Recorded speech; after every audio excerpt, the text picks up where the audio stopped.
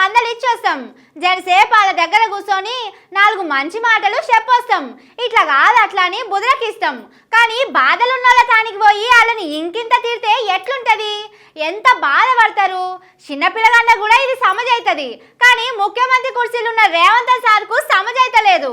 పెద్ద కోలు వచ్చే వరకు ఉన్న మధ్య పోయినట్టున్నది మన రేవంతం సార్కు.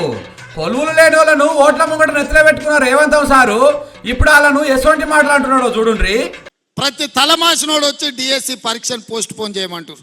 కొంతమంది టిఆర్ఎస్ సన్నాసులు ఏందయ్యా ఈ దొంగన కొడుకుల ఆలోచన అంటే, ఈ దొంగలంతా ఆ సన్నాసి ఇంత సిగ్గు తప్పిపోయారు. ఈ సన్నాసులారా మీరు దీక్ష కూర్చోండి, మీరు సావనైన వాయిదా అయిన పడాలి. సన్నాసి కేసీఆర్ చెప్పేది నిజమే అయితే పొద్దుటి పూట తింటారు, రాత్రిపూట తాగుతారు. పరీక్షలు రాయనోళ్లను, చదువు రానోళ్లను ఇవాళ ప్రభుత్వం పరీక్షలు వేయాలంటారు. డిఎస్సి పరీక్ష వాయిదా వేయాలని అడిగేటోళ్ళు తలకు మాసిన వాళ్ళట, చదువు రానోళ్ళట. ఇట్లున్నాయి రేవంత్ సార్ మాటలు. ఇంకేమంటున్నాడో చూడుండ్రి. కోచింగ్ సెంటర్లు బతుకుతాయి.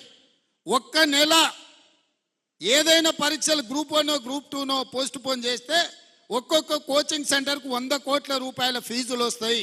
ఇవాళ కోచింగ్ సెంటర్ల మాఫియా కొంతమంది కిరాయి మనుషులను పెట్టి ఆ కిరాయి మనుషులతో రోడ్ల మీద ధర్నాలు చేసి పరీక్షలు పోస్ట్ పోన్ చేయమని అడుగుతున్నారు. నిరుద్యోగుల వెనకాల కార్పొరేట్ కోచింగ్ సెంటర్లే ఉన్నాయట.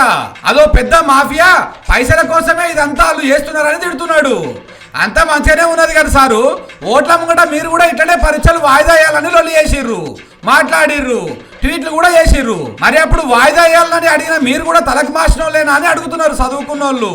అప్పట్లో కోదండరామరెడ్డి సారు, బల్మూరి వెంకటు ఇట్లా చాలా మంది పరీక్షలు వాయిదా వేయాలని అడిగిర్రు, రోడ్ల మీదకి వచ్చి లొల్లి చేసిర్రు. అంటే వాళ్ళందరూ కూడా తలకు మాసినోళ్ళు, చదువు రానోళ్ళు అనేది కూడా మీరే చెప్తే మంచిగా ఉంటది. అట్లనే కోచింగ్ సెంటర్ల మాఫియా అంటున్నారు కదా, సరే గానీ ఇప్పుడు మీరు కార్పొరేషన్ చైర్మన్ చేసిన రియాజ్ కూడా కోచింగ్ సెంటర్లు ఉన్నాయి. అంటే అలా కోచింగ్ సెంటర్లను ముంగట పెట్టి నిరుద్యోగులను రెచ్చగొట్టినామని మీరే ఒప్పుకుంటున్నారా? మీ పదవుల కోసం మా జీవితాలు ఆగం చేసిండ్రా అని కూడా అడుగుతున్నారు. కోచింగ్ సెంటర్ మాఫియా అని తెలిసినా అప్పుడు మీకోసం కొలువు లేని వాళ్ళను రోడ్ల మీదకి తీసుకొచ్చిండు కాబట్టి ఆయనకు కార్పొరేషన్ చైర్మన్ ఇచ్చిరా అని అడుగుతున్నారు. రేవంత్ సారే దీనికి సమాధానం చెప్పాలి ఇక.